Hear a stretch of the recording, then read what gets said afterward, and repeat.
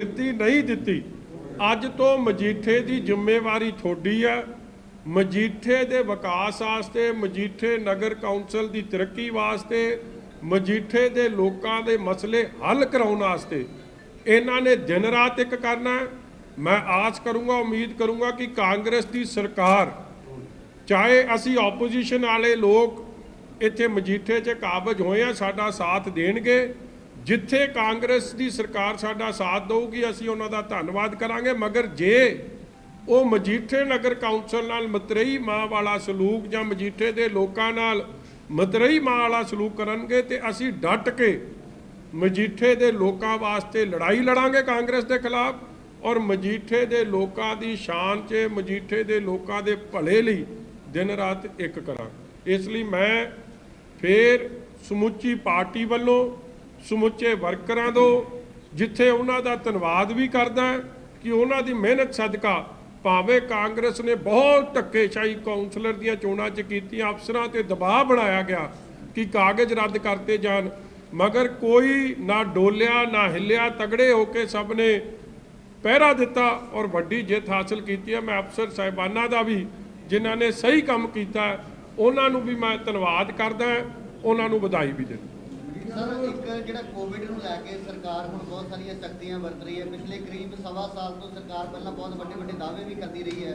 ਹੁਣ ਜਿੱਦਾਂ ਦੇ ਸਾਰੇ ਜਿਹੜੇ ਸਮੀਕਰਨ ਸਾਹਮਣੇ ਆ ਰਹੇ ਆ, ਤੁਹਾਨੂੰ ਕੀ ਲੱਗਦਾ ਕਿ ਸਰਕਾਰ ਕਿਤੇ ਨਾ ਕਿਤੇ ਉਹਦੇ ਵਿੱਚ ਇੰਤਜ਼ਾਮਾਂ ਦੇ ਵਿੱਚ ਫੇਲ ਸਾਬਤ ਹੋਈ ਹੈ, ਜਾਂ ਲੋਕਾਂ ਦੀ ਜਿਹੜੀ ਅਵੇਅਰਨੈਸ ਉਹਦੇ ਵਿੱਚ ਕਮੀ ਕਰਕੇ ਸਾਰੇ ਹਾਲਾਤ ਪੈਦਾ ਹੋਏ? ਦੇਖੋ,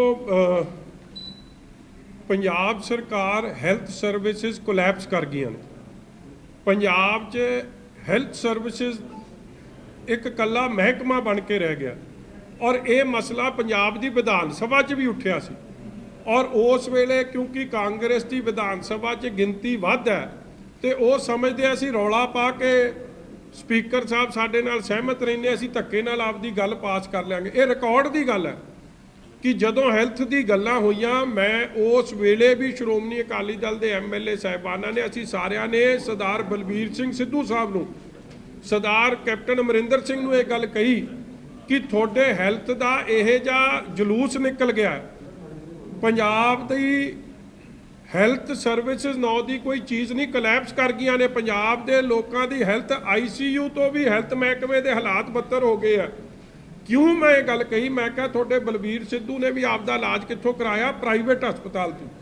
ਜਦ ਤੁਹਾਡੇ ਵਜ਼ੀਰ, ਚਾਹੇ ਉਹ ਬਲਬੀਰ ਸਿੱਧੂ ਸਨ, ਚਾਹੇ ਉਹ ਬਾਜਵਾ ਸਾਹਿਬ ਸਨ, ਚਾਹੇ ਉਹ ਆਪਣਾ ਇਹਨਾਂ ਦੇ ਹੋਰ ਵਜ਼ੀਰ ਸਨ, ਕਾਂਗੜ ਸਾਹਿਬ ਸੀ, ਮੇਰਾ ਕਹਿਣ ਦਾ ਭਾਵ ਵੱਡੀ ਗਿਣਤੀ, ਜਦ ਉਹਨਾਂ ਨੂੰ ਹੀ ਭਰੋਸਾ ਨਹੀਂ ਰਿਹਾ ਪੰਜਾਬ ਦੀ ਹੈਲਥ ਸਰਵਿਸਿਜ਼ ਤੇ, ਲੋਕਾਂ ਨੂੰ ਕੀ ਭਰੋਸਾ ਰਹਿ ਜਾਣਾ? ਔਰ ਤੁਹਾਨੂੰ ਮੈਂ ਉੱਥੇ ਵਿਧਾਨ ਸਭਾ 'ਚ ਇਹ ਗੱਲ ਵੀ ਕਹੀ ਕਿ ਤੁਹਾਡਾ ਆਪਦੇ MLA ਨਿਰਮਲ ਸਿੰਘ ਸ਼ਤਰਾਣਾ ਸਾਹਿਬ, ਜਿਹੜੇ ਪਟਿਆਲੇ ਹਸਪਤਾਲ 'ਚ ਦਾਖਲ ਹੋਏ ਸਨ, ਉਹ ਪਟਿਆਲੇ ਹਸਪਤਾਲ ਨੂੰ ਛੱਡ ਕੇ ਭੱਜ ਗਏ ਕਿ ਮੇਰੀ ਜਾਨ ਖਤਰੇ 'ਚ ਹੈ, ਜੇ ਮੈਂ ਜਾ ਕੇ ਕਿਤੇ ਹੋਰ ਇਲਾਜ ਕਰਾਵਾਂ ਨਹੀਂ ਤਾਂ ਮੇਰੀ ਜਾਨ ਨਹੀਂ ਬਚਣੀ।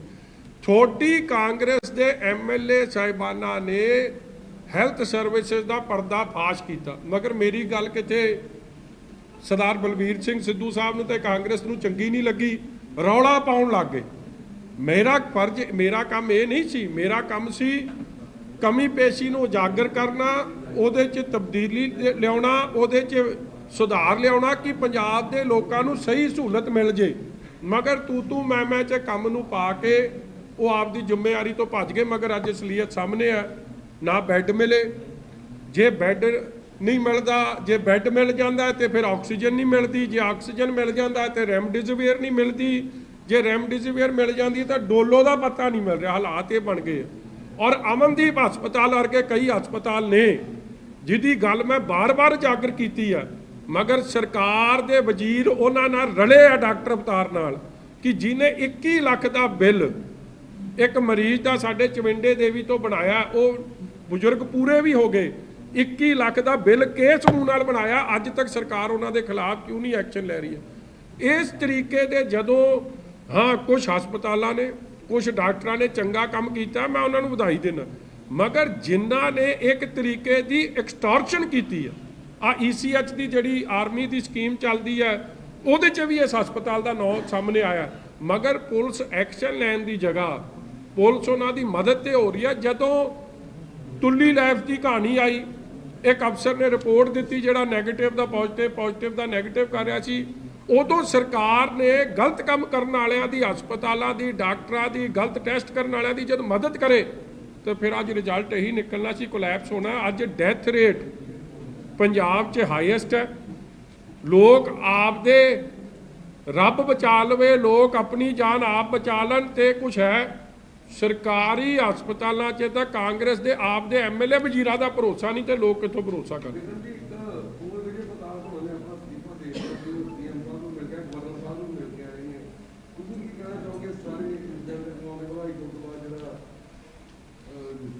ਦੇਖੋ, ਸਭ ਤੋਂ ਪਹਿਲੀ ਗੱਲ ਤਾਂ ਇੱਕ ਆਪਾਂ ਨੂੰ ਗੱਲ ਸਮਝ ਲੈਣੀ ਚਾਹੀਦੀ,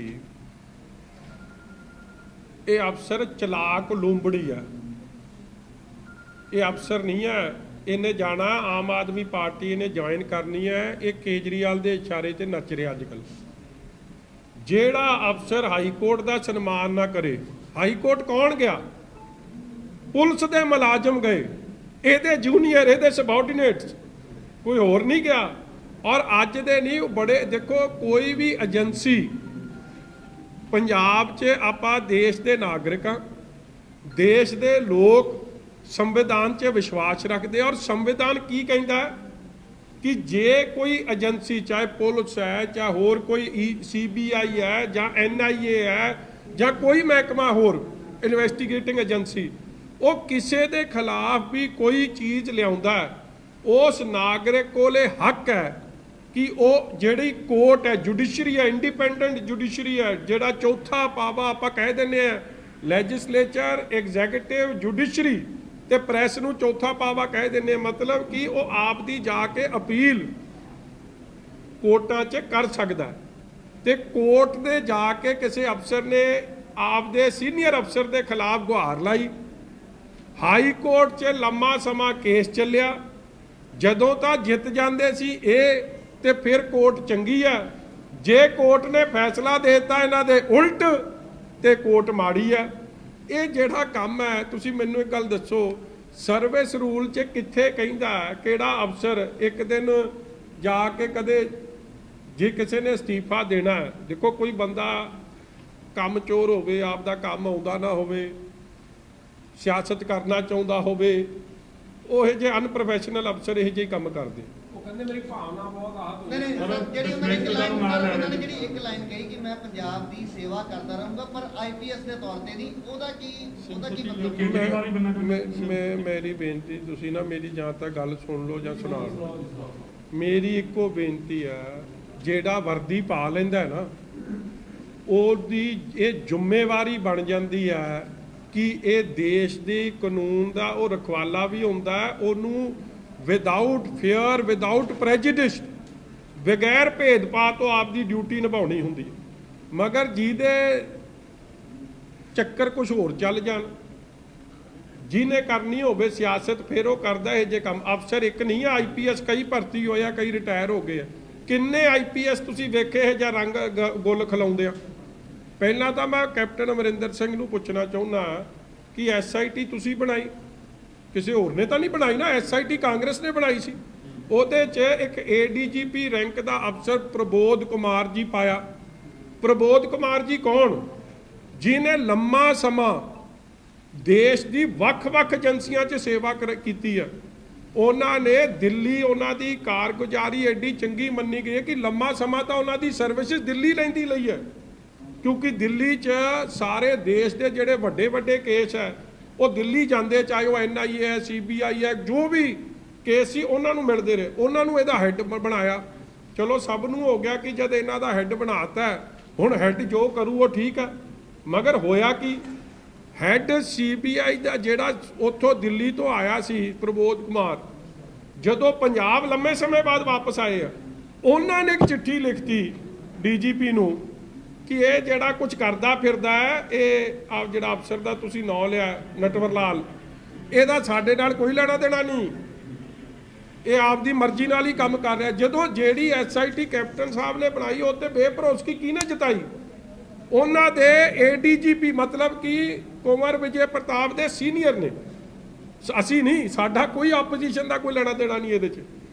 ਉਹਨੇ ਬੇਭਰੋਸਗੀ ਜਤਾਈ। ਉਸ ਤੋਂ ਬਾਅਦ ਜਿਹੜਾ ਸੈਕੰਡ ਮੋਸਟ ਸੀਨੀਅਰ ਮੋਸਟ ਸੀ IG ਅਰਨਪਾਲ ਜੀ, ਜੋ ਇਹ ਤੋਂ ਵੀ ਸੀਨੀਅਰ ਹੈ, ਉਹਨੇ ਬੇਭਰੋਸਗੀ ਜਤਾਈ। ਫਿਰ ਇਹਦੇ ਜੂਨੀਅਰ ਜਿਹੜੇ 2 ਅਫਸਰ ਸਨ ਉਹਨਾਂ ਨੇ ਬੇਭਰੋਸਗੀ ਜਤਾਈ। 5 ਮੈਂਬਰਾਂ ਚੋਂ 4 ਨੇ ਉੱਤੇ ਬੇਭਰੋਸਗੀ ਜਤਾਤੀ। ਸਰਕਾਰ ਤਾਂ ਵੀ ਸੁੱਤੀ। ਸਰਕਾਰ ਨੂੰ ਬੇਭਰੋਸਗੀ ਕਿਉਂ ਜਤਾਈ? ਕਿਉਂਕਿ ਉਹ ਅਫਸਰ ਸੀਗੇ ਇਨਸਾਫ ਕਰਨ ਵਾਲੇ, ਸਹੀ ਕੰਮ ਕਰਨ ਵਾਲੇ।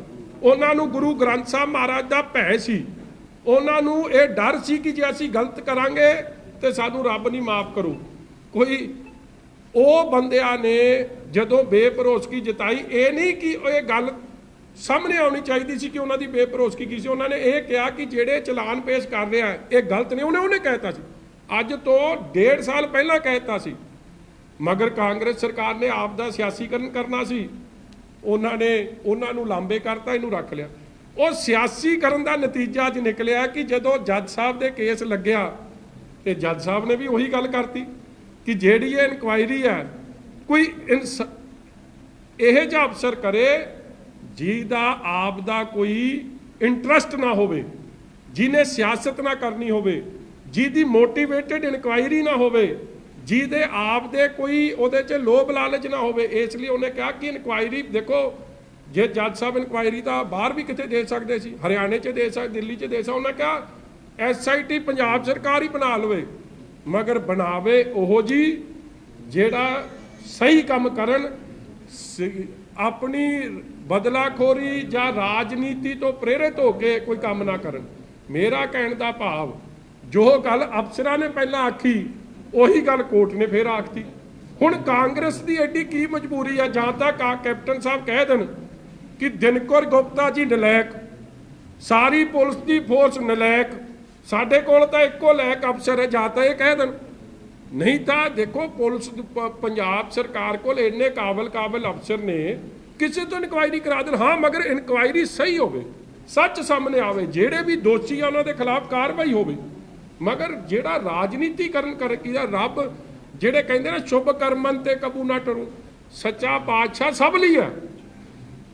ਤੇ ਜੇ ਕੋਈ ਕਰਦਾ ਸੀ ਇਹ ਜੇ ਰਗੜਾ ਚੜਿਆ ਕੋਰਟ ਤੋਂ, ਇਹ ਵੀ ਉਹ ਪਾਤਸ਼ਾਹ ਦੇ ਹੁਕਮ ਨਾਲ ਹੀ ਚੜਿਆ। ਜਿਹੜਾ ਦਾਵਾ ਕਰਦੇ ਕਿ ਗੁਰੂ ਗ੍ਰੰਥ ਸਾਹਿਬ ਦਾ ਸਭ ਤੋਂ ਸੱਚਾ ਫਾਲੋਅਰ ਆ। ਆਹੋ, ਮੀਆਂ ਮਿੱਠੂ ਤਾਂ ਕੋਈ ਬਣ ਜਾ। ਜਿਹਨੇ ਕੱਲ ਅੱਜ ਮੇਰੀ ਗੱਲ ਨੋਟ ਕਰ ਲਿਓ, ਇਹ ਚੱਲਿਆ ਇਹਨੇ ਲੜਨੀ ਇਲੈਕਸ਼ਨ, ਇਹ ਬੜੀ ਚਿਰ ਦਾ ਫੀਲਿੰਗ ਲੈਂਦਾ ਫਿਰਦਾ। ਕਿਹੜਾ ਅਫਸਰ ਹੈ ਜਿੱਥੇ ਬੋਰਡ ਲਵਾਉਂਦਾ ਹਰ ਪ੍ਰੋਗਰਾਮ ਦੇ?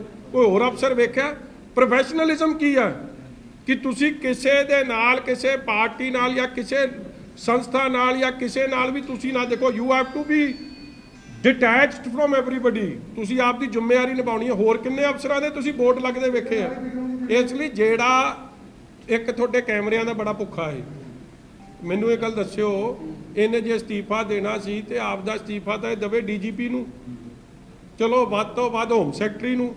ਪਹਿਲਾਂ ਤਾਂ ਮੁੱਖ ਮੰਤਰੀ ਸਾਹਿਬ ਦਾ ਡਰਾਮਾ ਕੀਤਾ, ਮੁੱਖ ਮੰਤਰੀ ਸਾਹਿਬ ਨੂੰ ਵੀ ਫਿਕਰ ਪੈ ਗਿਆ ਕਿ ਇਹ ਦੇਖੋ ਜੀ ਪਤਾ ਨਹੀਂ ਕੀ ਕਰੂ। ਫਿਰ ਮੁੱਖ ਮੰਤਰੀ ਨੂੰ ਤਾਂ ਚੰਗਾ ਲੱਗਦਾ ਕਿਉਂਕਿ ਹੋਰ ਨੇ ਜਿਹੜੀ ਇਹ ਰਿਪੋਰਟ ਤਿਆਰ ਕੌਣ ਕਰਦਾ? ਮੀਟਿੰਗ ਹੋਈ ਨਾ ਉਹਨੇ 4 ਦਿਨ ਪਹਿਲਾਂ, ਕਿਹਦੀ ਮੀਟਿੰਗ ਹੋਈ?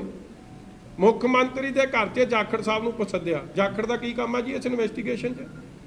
ਤ੍ਰਿਪਤ ਰਜਿੰਦਰ ਬਾਜਵਾ ਦਾ ਕੀ ਕੰਮ ਹੈ ਜੀ ਇਹਦੇ 'ਚ? ਸੁਖ ਸਰਕਾਰੀਆ ਦਾ ਕੀ ਇਨਵੈਸਟੀਗੇਸ਼ਨ ਇਹ ਕਾਂਗਰਸੀ ਕਰ ਰਹੀ ਹੈ ਕਿ ਪੁਲਿਸ ਕਰ ਰਹੀ ਹੈ?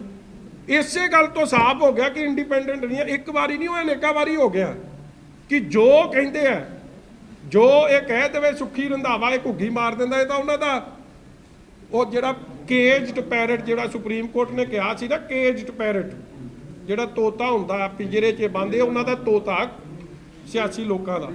ਔਰ ਮੇਰੀ ਬੇਨਤੀ ਸੁਣ, ਜਿਹੜੀ ਗੱਲ ਮੈਂ ਬਾਰ-ਬਾਰ ਕਹਿ ਰਿਹਾ ਕਿ ਪੰਜਾਬ ਦੇ ਕੋਲ ਕੋਈ ਕਾਬਲ ਅਫਸਰ ਨਹੀਂ, ਇਹ ਤੋਂ ਸੀਨੀਅਰ ਅਫਸਰ ਇਹ ਤੋਂ ਦੂਰ ਹੋ ਗਏ। ਹਾਂ, ਜਿਨ੍ਹਾਂ ਨੇ ਰਾਜਨੀਤੀ ਕਰਨੀ ਹੈ, ਜਿਨ੍ਹਾਂ ਨੇ ਸ਼੍ਰੋਮਣੀ ਗੁਰਦੁਆਰਾ ਪ੍ਰਬੰਧਕ ਕਮੇਟੀ ਨੂੰ ਕਮਜ਼ੋਰ ਕਰਨਾ, ਜਿਹਨੇ ਪੰਜਾਬ ਦੀ ਸਿੱਖ ਲੀਡਰਸ਼ਿਪ ਨੂੰ ਕਮਜ਼ੋਰ ਕਰਨਾ, ਇਹਦੇ ਹੱਥ ਉਹਨਾਂ ਕਾਂਗਰਸੀ ਨਾਲ ਰਲੇ ਆ ਜਾਂ ਕਾਂਗਰਸ ਦੀ B ਟੀਮ ਨਾਲ ਰਲੇ ਆ। ਦਰਦ ਉਹਨਾਂ ਨੂੰ ਹੋ ਰਿਹਾ ਔਰ ਉਹੀ ਰੌਲਾ ਪਾ ਰਿਹਾ, ਹੋਰ ਨਹੀਂ ਕੋਈ। ਜਿਹਨੂੰ ਕੋਰਟ 'ਚ ਵਿਸ਼ਵਾਸ ਨਹੀਂ, ਕੱਲ ਰੱਬ ਨਾ ਕਰੇ ਤੁਹਾਡੇ ਤੇ ਕਿਸੇ ਤੇ ਕੋਈ ਪੁਲਿਸ ਵਾਲਾ ਗਲਤ ਪਰਚਾ ਦੇਣ, ਤੁਸੀਂ ਕਿੱਥੇ ਜਾਓਗੇ? ਕੋਰਟ 'ਚ ਜਾਓਗੇ ਨਾ। ਤੇ ਜੇ ਤੁਹਾਨੂੰ ਕੋਰਟ 'ਚ ਨਹੀਂ ਭਰੋਸਾ, ਫਿਰ ਤੁਸੀਂ ਕਿਤੇ ਭਰੋਸਾ ਕਰੋਗੇ? ਇਹ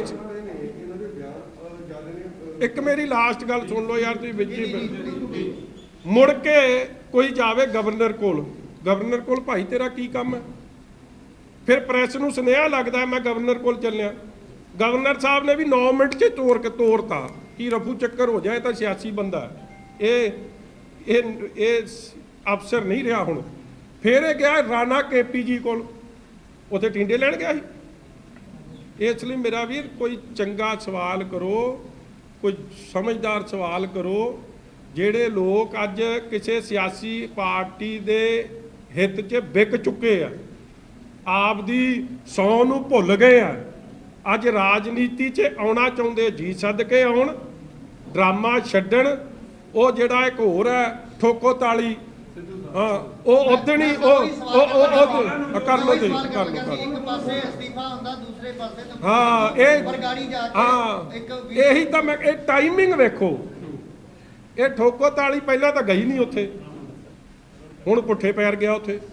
ਇਹ ਸਭ ਰਲੇ ਆ। ਇਹ ਹੁਣ ਕੈਪਟਨ ਇਹਦਾ ਪਾਪਾ ਨਹੀਂ ਰਿਹਾ। ਇਹਨੇ 10 ਪਾਪੇ ਪਹਿਲਾਂ ਬਦਲ ਲਏ। ਪਹਿਲਾਂ ਬਣਾਇਆ ਕਿਹਨੂੰ ਪਾਪਾ? ਵਾਜਪਾਈ ਸਾਹਿਬ ਪਤਾ ਇਹਨੂੰ, ਸਭ ਇਹਨੂੰ ਪਤਾ। ਤੂੰ ਉਹਨੂੰ ਜਾਣਦਾ, ਤੂੰ ਜਾਣ। ਅਗਲਾ ਪਾਪਾ ਕਿਹੜਾ ਬਣਾਇਆ? ਹੁਣ ਐ ਨਾ ਘਬਰਾਇਆ ਨਹੀਂ ਹੁੰਦਾ। ਅਗਲਾ ਪਾਪਾ ਇਹਨੇ ਬਣਾਇਆ ਅਡਵਾਨੀ ਜੀ ਨੂੰ, ਕਿਉਂਕਿ ਉਦੋਂ ਭਾਜਪਾ ਦਾ ਹਲੇ ਚੱਲਦਾ ਸੀ। ਫਿਰ ਇਹਨੇ ਬਣਾਇਆ ਪਾਪਾ ਠੋਕੋ ਤਾਲੀ ਨੇ ਜੇਟਲੀ ਸਾਹਿਬ ਨੂੰ। ਫਿਰ ਇਹਨੇ ਪਾਪਾ ਬਣਾਇਆ ਬਾਦਲ ਸਾਹਿਬ ਨੂੰ। ਫਿਰ ਇਹਨੇ ਵੱਡਾ ਵੀਰ ਬਣਾਇਆ ਸੁਖਬੀਰ ਜੀ ਨੂੰ ਤੇ ਛੋਟਾ ਵੀਰ ਬਣਾਇਆ ਮਜੀਠੀਏ ਨੂੰ। ਫਿਰ ਇਹਨੇ ਪਾਪਾ ਬਣਾਇਆ, ਫਿਰ ਵਿੱਚੋਂ ਕਹਿੰਦਾ ਸੀ ਨਾ ਮੌਨ ਮੋਹਨ, ਇਹ ਕਹਿੰਦਾ ਇਹ ਤਾਂ ਮੌਨ ਮੋਹਨ। ਫਿਰ ਹੁਣ ਉਹਨੂੰ ਪਾਪਾ ਬਣਾ ਲਿਆ। ਫਿਰ ਪਹਿਲਾਂ ਸੋਨੀਆ ਗਾਂਧੀ ਮੁੰਨੀ ਸੀ, ਹੁਣ ਮੰਮੀ ਬਣ ਗਈ। ਪਹਿਲਾਂ ਉਹ ਪੱਪੂ ਸੀ, ਹੁਣ ਪਾਪਾ ਬਣ ਗਿਆ। ਇਸ ਲਈ ਮੇਰਾ ਵੀਰ ਇਹ ਜੇ ਲੋਕ ਕੀ ਕਰਦੇ, ਇਹ ਵੀ ਦੀ ਜਾਣ ਦੀ ਤਿਆਰੀ ਆ। ਹੁਣ ਇਹਨੇ ਕੇਜਰੀਵਾਲ ਨੂੰ ਪਾਪਾ ਬਣਾਉਣਾ, ਹੁਣ ਮੰਮੀ ਮੁੰਨੀ ਬਣੂ। ਫਿਰ ਇਹ ਮੇਰੀ ਗੱਲ ਅੱਜ ਨੋਟ ਕਰ ਲਿਓ। ਇਹ ਕਹਿ ਰਹੇ ਆ ਕਿ ਰਿਪੋਰਟ ਜਨਤਕ ਕਿਉਂ ਨਹੀਂ ਕੀਤੀ ਜਾ ਰਹੀ? ਉਹ ਬਾਰ-ਬਾਰ ਇੱਕੋ ਗੱਲ ਕਹਿ ਰਹੇ, ਰਿਪੋਰਟ ਜਨਤਕ ਕਰੋ। ਉਹ ਠੋਕੋ ਤਾਲੀਆਂ ਕਰਨ ਨਾਲ ਪੈਦਲ ਰਿਪੋਰਟ ਤਾਂ ਜਨਤਕ। ਜਿਹੜੀ ਰਿਪੋਰਟ ਕੋਰਟ 'ਚ ਪੇਸ਼ ਹੋ ਗਈ, ਉਹ ਰਿਪੋਰਟ 'ਚ ਕੀ ਰਹਿ ਗਿਆ ਜਨਤਕ ਹੋਣ ਨੂੰ?